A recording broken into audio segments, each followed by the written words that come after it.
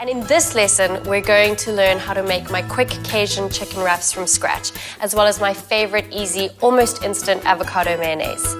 To start off with, we are going to prepare the main ingredient for our wraps, which are these Cajun spiced chicken strips. And Cajun spice mix is a beautiful blend of a whole kaleidoscope of colors and flavors. There's thyme, oregano, cayenne pepper for a little kick of heat, cumin and paprika. And it's great for turning something that's fairly ordinary into something pretty special. So I'm just generously coating the chicken strips with the Cajun spice. And if you don't have the actual spice mix available, it's very easy to make your own at home, and the recipe is provided for you. And then just a drizzle of olive oil, and then give that all a nice mix. This kind of food is perfect for feeding a crowd, actually, because it's big-hearted and it's packed full of flavor. And then we'll leave the chicken and the spices to become friends while we get on with making the avocado mayonnaise and the wraps. Mayonnaise has a bit of a reputation for behaving like a spoiled child in the kitchen. It's temperamental and unpredictable. But if you follow my few basic steps, you'll be able to have homemade mayonnaise in a couple of minutes. I start off by adding 1 egg, and you can use a jug blender or a stick blender. It's absolutely fine. The next thing we need to do is add in half a ripe avocado. And that allows us to reduce the amount of oil that we add into the mayonnaise and still have the same creamy result. One of my favorite food writers says that shop-bought mayonnaise is to the real thing what instant coffee is to organically sourced coffee beans. And all snobbery aside, it really does make a difference to make your own at home. Then we add in the juice of 1 little lime, or you could also use the juice of about half a lemon. And you can also use red wine vinegar if that's all that you have available. And if you're struggling to get the juice to come out easily, you can just pop your lemon or lime in the microwave for about 20 seconds, and that just softens all the little cells, and then the juice comes out more easily. Then I add a pinch of salt. And if the purists with their bowls and whisks hadn't already run a mile by now, they will in a second, because I'm adding in about a tablespoon of chopped fresh basil. Now I'm just adding in about half a cup of ordinary vegetable oil, and then we'll blitz it all together.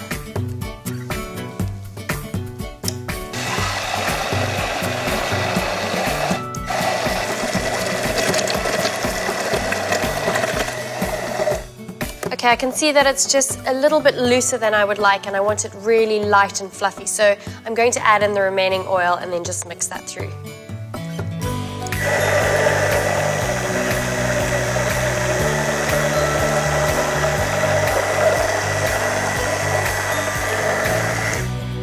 Okay, then I'll just have a little taste. And it's just beautiful getting that hit of basil and the lime. It's just such a nice combination of flavors, and it's going to go perfectly with our Cajun chicken strips. Wraps have relatives all over the world. In Mexico, we have corn flour tortillas, and in India, there's chapatis and naan breads, and then in the East, we have pita breads. And it's because these little flatbreads are such clever companions to so many different fillings. For my wraps, I'm starting off with about 1 cup of plain flour, and then 1 level teaspoon of baking powder. That just gives them a little extra lightness and fluffiness. And then in this pot, I'll warm together a 1/4 cup of water with a very generous knob of butter. And you don't want it to be bubbling hot. You just want the water to be warm enough to melt the butter. And then using the warm water just makes the dough that much more pliable and easy to work with. And these are rough quantities to use as guidelines, but if you need to add a little extra flour, if your dough is too wet, then go for it. Just feel, and you want to end up with a really silky smooth dough. So the butter is almost melted, and I've turned off the heat because I don't want the water to be too hot. And I'm adding in a fairly generous pinch of salt, and you could also add spices at this point. You could add cumin or dried coriander, even chili, and even fresh herbs. That just makes them a little bit more interesting. Okay. So I'll add in about half of the liquid just to get started. And you can also substitute half of the flour with whole wheat flour if you like. It can make the wraps a little bit denser and heavier, but you can compensate for that by adding in a little extra baking powder if you want to. Okay, so just bring that together. And you won't actually believe the difference between homemade wraps and store-bought. Homemade wraps are perfectly imperfect and they're all blistered from the pan and fresh, and they have no preservatives and no nasties lurking about. You'll see I haven't used all the water in the pot. You can just keep an eye on it and go by the feel of the dough. You want it to be still a little bit moist, but not completely sticking to your fingers. So I think this is pretty much there. And if you're making a large batch, you can easily use a stand mixer with a dough hook attachment. And you can also store extra dough in the fridge for up to a week, and then you just take out a couple of portions at a time. So now I'm just going to knead it a little bit just to get the glutens working and make sure that it's really silky smooth. If you find that it's sticking to the surface that you're working on, you can throw down a little bit of flour, just a light sprinkling. But if you can avoid it, that's also great, because then your wraps will stay extra light.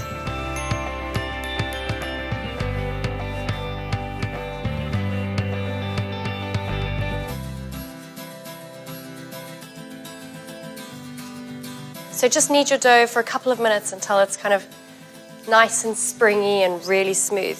And then you can divide it up into sort of golf ball size portions. So this will make 4 little wraps. I'll just lightly flour the rolling pin. And then just roll them out as thin as you possibly can.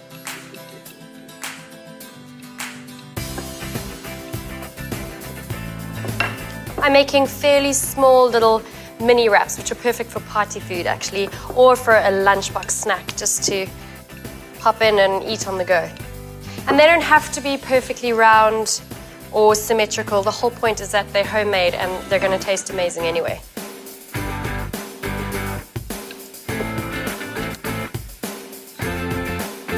So there you go, it's just a couple of millimeters thick and it's beautiful and silky and almost ribbon-like. And if you hold it up to the light, you can see your fingers through it.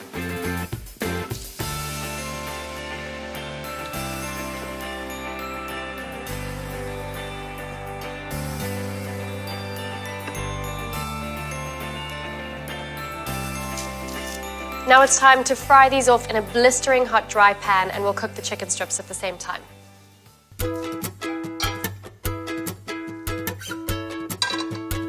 Okay, I'm just firing up the stove, and we want both pans to get fairly hot. You just want to watch the spices don't burn, but otherwise you want it to be as hot as possible. And the same goes for the wraps. You want this pan to be blistering hot. We're not going to add any oil or fat. They'll just sear until it's nice and golden and bubbly and charred. I'll add a little bit of olive oil into the pan for the chicken.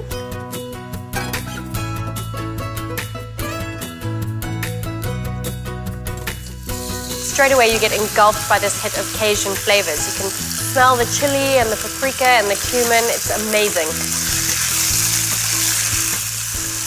Okay, this pan is really nice and hot. So I'll put on the first wrap. And it just needs about 45 seconds to a minute on each side. And you'll know it's ready to turn over because it just starts to bubble and blister.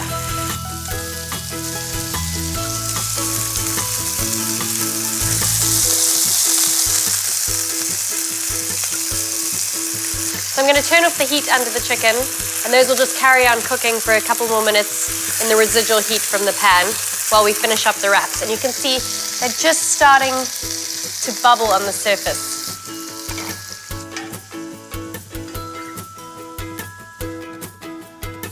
You want to make sure that your wrap still has a little flexibility so that you can shape it around the filling.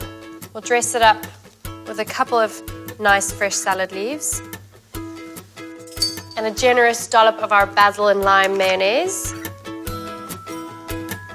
A couple of these beautiful spicy chicken strips. And then what I like to do is just fold up the bottom of the wrap and then fold the sides over and secure it with a toothpick. And that way the bottom holds in all of the ingredients and you don't have anything falling out as you're eating the wrap. So just pop them here And there are obviously endless variations on the kinds of fillings. It even extends as far as breakfast. You can put in scrambled egg and bits of bacon or chorizo.